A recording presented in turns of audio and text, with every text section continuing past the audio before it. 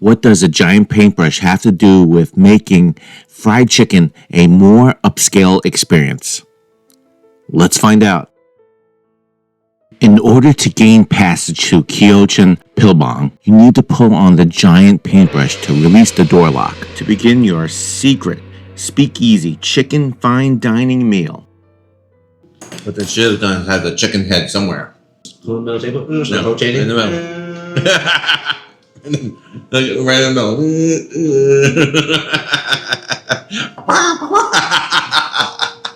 We found ourselves in a pilbang, which was historically a room with brushes for writing and ideas. Oh, nice brushes. Oh, we're stuck here.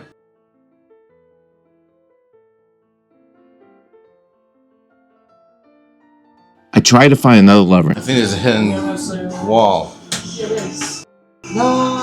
and then a hidden door opened Is that it? with the host greeting us. Oh, there we go. Hello. He ushered us into a dining room to a table where chicken giant Kyochon, with its 1,300 stores, reimagined the pilbang as a cultural space for chimaek, which is chicken and beer. Again, can you elevate something that comes in a paper box? As I looked at the other tables with chicken on them, I got more excited to share this experience with you. Here's a little detail that most will miss. If you notice the little pond underneath this paintbrush, it looks like a biuro or inkstone, and with water combined, helps make the ink so that you get these brushstrokes that calligraphers would write and painters would create amazing artwork. In a few short moments, we all got up, then shuffled past this sliding door, to which brought us to a private room that will serve 7 courses, chicken omakase or chimakase. Wow. And the best part might not be the chicken. Maybe it's a hidden closet. Yes, we are impressed easily. Oh. This concept, located in Itaewon, Seoul, is its flagship. It's not another franchise, but a statement of what is possible. Again, tonight's question, can the simplest comfort food wear a tuxedo? Even though we did not get dressed up for it tonight. I promised, near the end, everything will come together, bringing clarity to this video. One thing that Kyochon is known for, they don't toss the chicken in sauce. They brush it on with purpose. It's not just a look, it's their origin story. So pay attention to when the brush comes into the scene. But first, the Amuse Bouche. To get things started, we were told to start from right to left, similar to when you write Korean or Chinese. You start on the right side, which seems appropriate for the setting. The first bite was a rolled poached chicken breast with a sliver of chive. The chicken was moist and tender, and the perfect canvas for the creamy pine sauce underneath. No, okay, nice. Nice poached chicken. The sauce is very interesting. A nice, rich tasting bite, What do you think the sauce is like? though it could use a little bit more salt. Moving left was a gimbap with chicken and vegetables. It looked simple and contemporary, with a flavorful rice with the right amount of chicken and veggies Like it? over a garlicky pesto sauce. Would you take 1 or 2 bites of the cylinder? It's garlicky. Like almost like a pesto. The last bite of the chef's preview was a fresh salad. Some noodles in here. Doesn't look like one, but that's what he said. With gochujang dressing with chicken tendons. Tastes more like chicken kidneys over buckwheat noodles. This one seems like more earthy. This combination was unique in flavors and textures.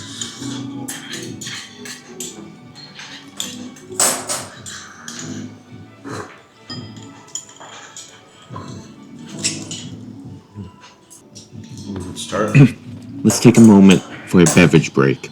They provide individual bottles of water.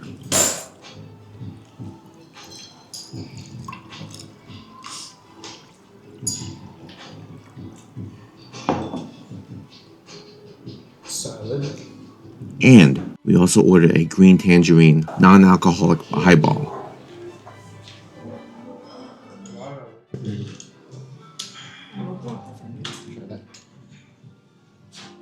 Really refreshing. The next course looked like a ball made of grass, named the Chicken Ball Katsu. Comment below what you think the green stuff is made of. Green one is seaweed.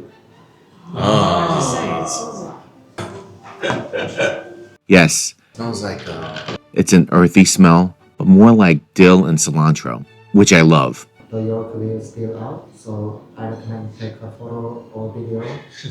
Okay. There we go. Ready? Now, before I slice it, comment below with your guesses as to what's inside, besides the chicken. Ready? I'm ready.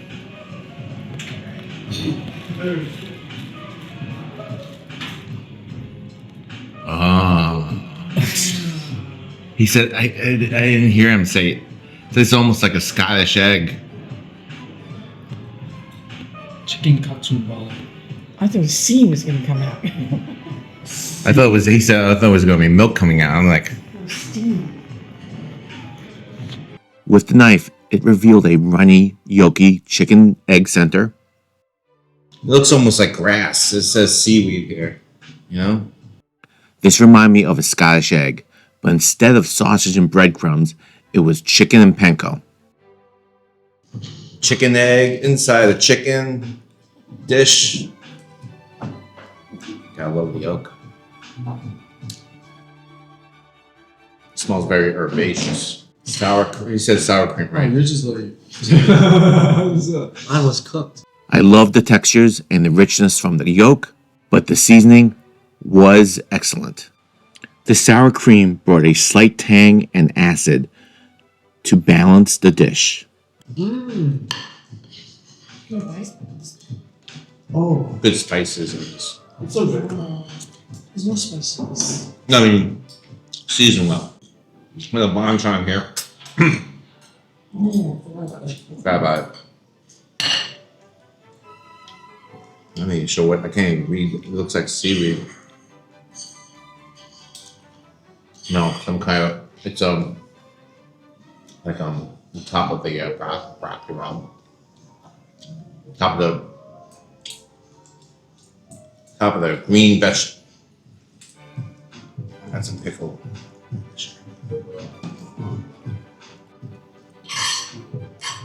Maybe we used to eat it together. Oh, maybe. no. The banchan's always side. You can eat together. Bad. No, maybe just two things. Two things I saw at least. We move on to the chilled sprout chicken breast with ginseng and vegetables. Ginseng. I started with the young sprig of It's ginseng. refreshing.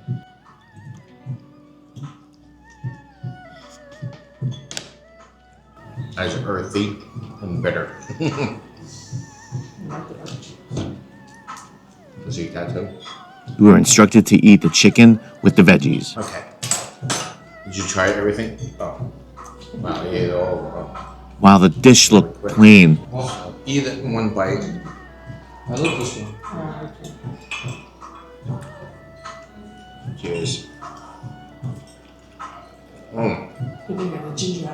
had some paprika and pepper-powered flavors, Nice. This is very, very refreshing. and the julienne vegetables provided. Different textures, crispy. Somebody worked a lot hard to cut that up. This dish is a winner in my books.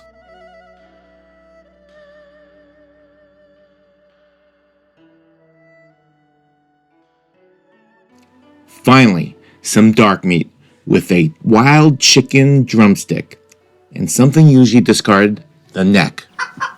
Now, check this out. They prepare the parts in a low temperature oil similar to confit, then lightly grill over charcoal. Alright, let me try this sauce. The mushroom sauce underneath chicken enhances savoriness of the meat and skin. The cooking technique is just right. So tender.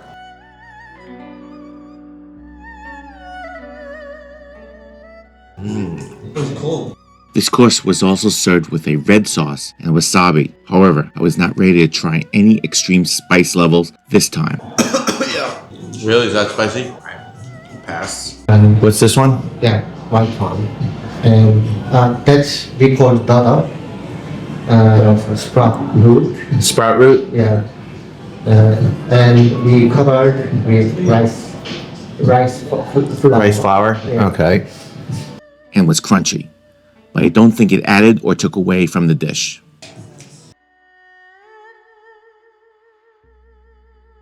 The drumstick had the crispiness and smokiness. Interesting how tender it is, but you slow cook it. Not greasy.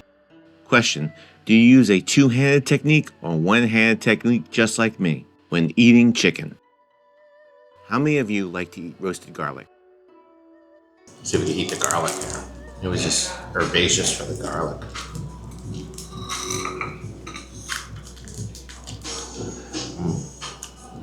Just roasted garlic. Try the chicken neck. Which is usually not an option. It's a lot of meat for a chicken neck. Yeah.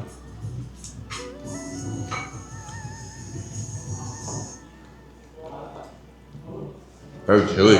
There's so much more. But it was delicious like rendered pork belly. Sprout root. And this vegetable had a slight, astringent, sour taste, like a lighter version of kimchi. Actually, no. It's salt. Oh, it's very greeny, the vegetable. This looks like a spring onion.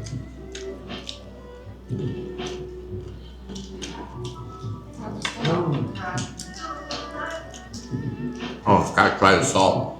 I think the viewers want to see your plate. At least when I'm watching a food review, I like to see the food too. Like they're just picking up random stuff. They don't even know.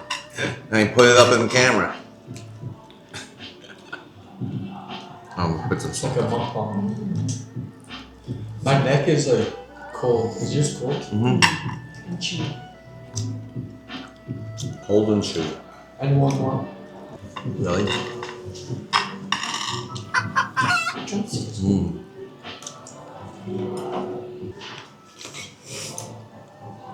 Extra chicken neck.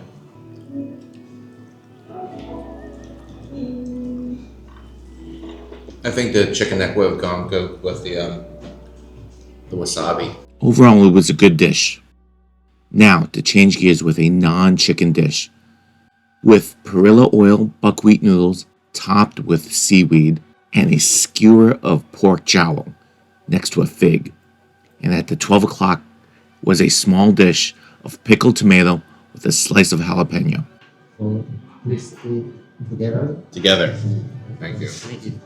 Before we started to eat this course, the server provided a preview of our last savory course of the day. That pot does look hearty. Oh. The nutrition is the last. That's the last course. We use rice, vegetables, bamboo shoots, and chicken leg. We will cut it all by itself. Okay. What do you think of this pot of goodness? Okay, let's refocus on what is on our placemats. Buckwheat noodles. I have a feeling this is gonna be bland. Mix it with the bucky eggs. I see the seaweed. Never had pickled tomato before. So I'm gonna have one pork jowl with a tomato. Pickled tomato. Pork jowl. Nice and delicious. Alright, so interesting flavor for the it's a little spicy too. The tomato. I didn't realize fig was this.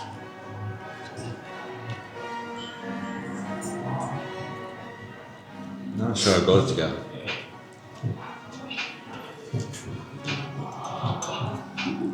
Let me try the tomato first, and then.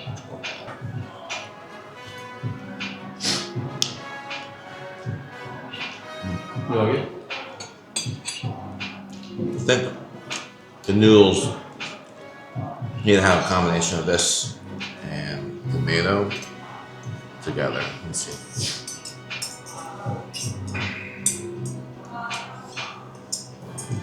Should be good. It's cold, right? Yeah, the buckwheat noodles.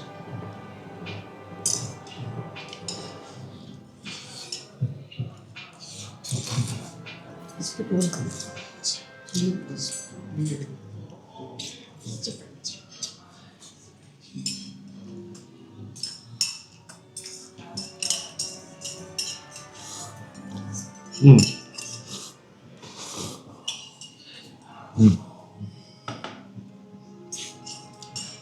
Oh, it's an interesting dish. As we wrapped up this non-chicken course, we were presented with a pear and a hamihanju sorbet. This definitely prepared us for the next course. The rice wine sorbet. Look at the spoon. Pear sorbet. Yeah.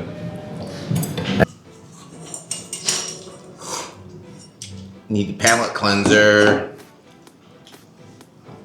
Wow, backward.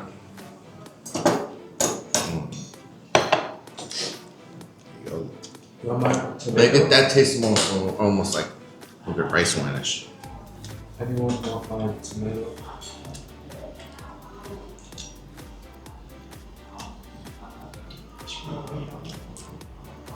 Or you could taste the wine.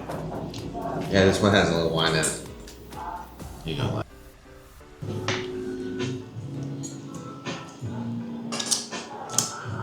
Ooh, that looks fancy. Finally, something completely fried to level up the texture with this crispy dish of chicken wing and skin.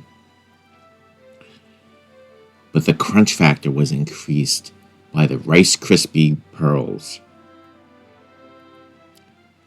When the server explained the construction of the wing, I was thinking, all I want is chicken. And you'll know why in a moment. Alright, let's go for the sweet. Let me try it without the sauce first. This one doesn't have This sounds interesting. Oh, the pine needles. Let's try this. Okay.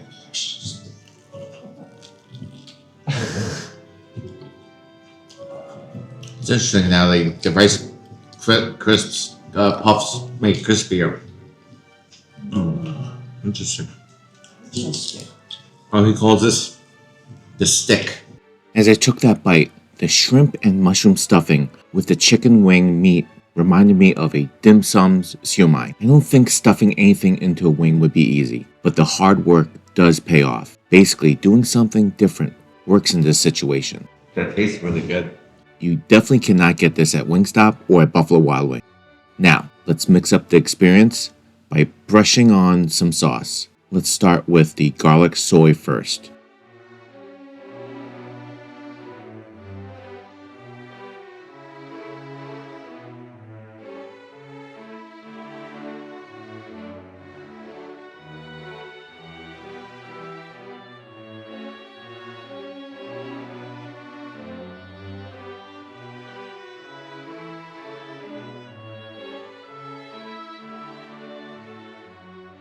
It's a great combination of tastes nostalgic, savory, umami, pungent from the garlic, and slightly sweet, balanced in tradition.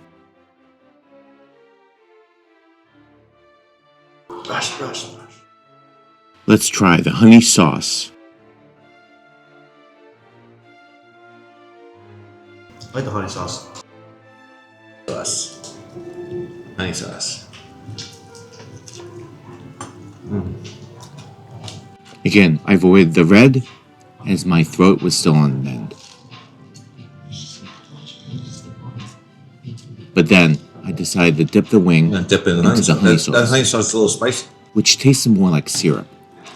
Not too sticky, not too sweet, and it had a little heat. Now, let me get my Bob Ross going.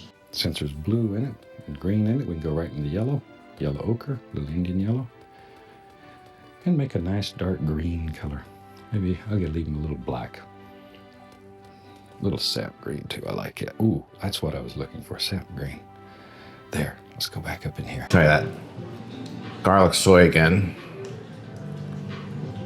Whip this mushroom. I didn't get the mushroom inside yet. I'm gonna actually combo honey and garlic. I know. That's what I see. Yeah, soy sauce is really good.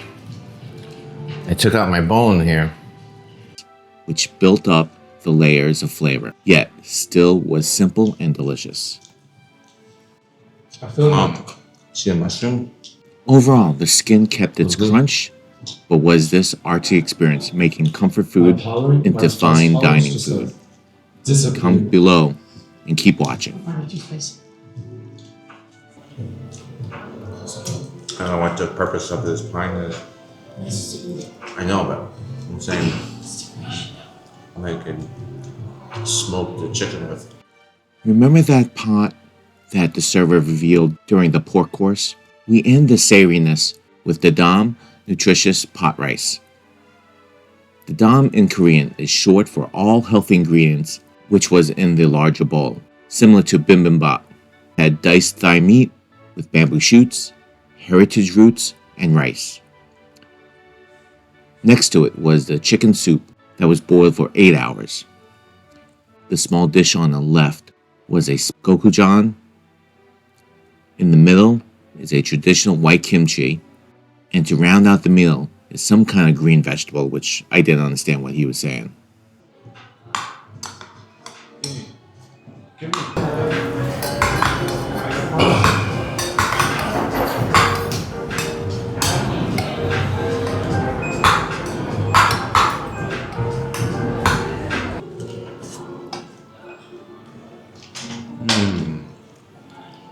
It's like honey chicken.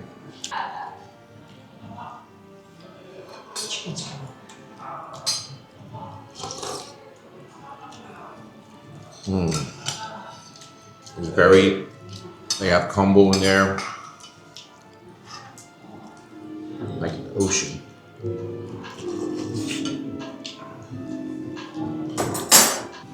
I don't know why they put a little strand of saffron in here.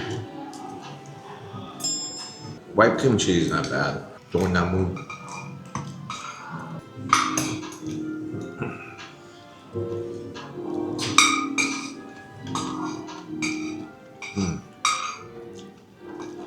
Vegetables a little better. This set felt humble, comforting, and not so much fine dining, but fine food that your grandmother would make if she was a Michelin-starred chef. But homemade to make you feel at home.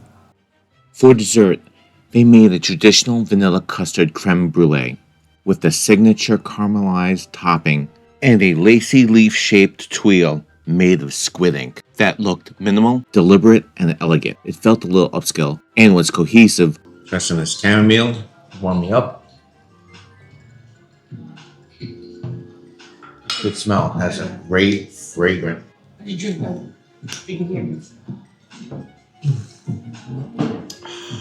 That's good. With a green tangerine tea that was paired with it. This cold. Thank you.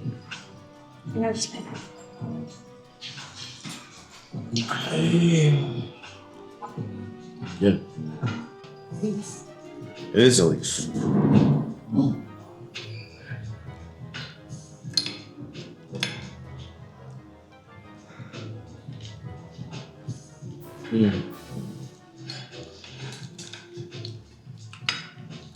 Really don't taste bitter. It's good. All right. Well, we always come forward when creme brulee. It's chopped. Oh, hear that? There we go.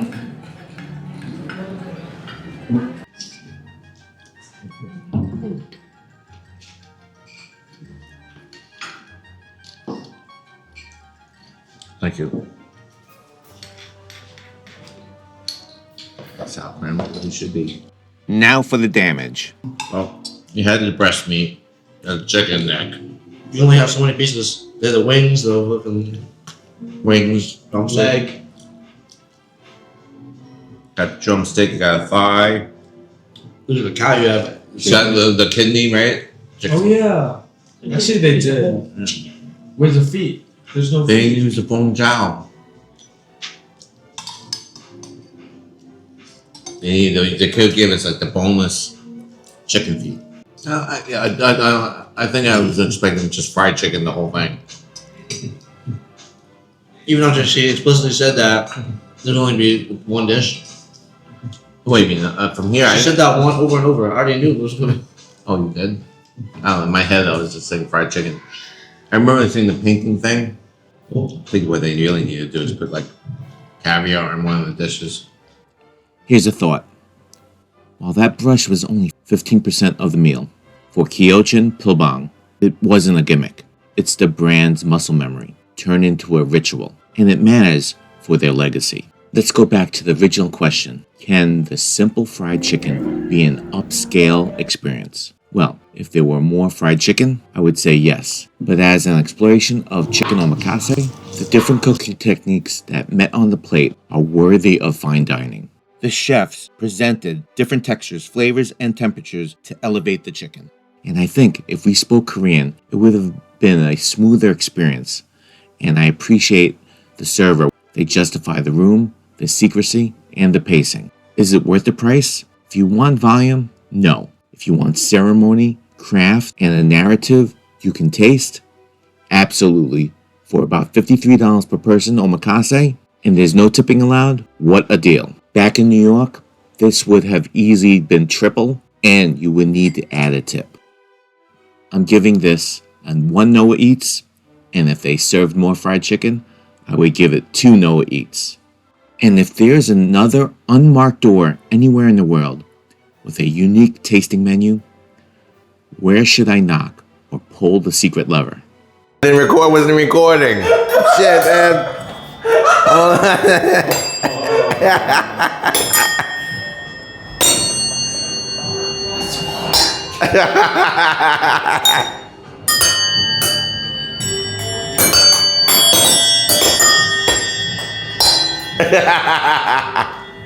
Remember to laugh, have fun with friends and family over a nice meal.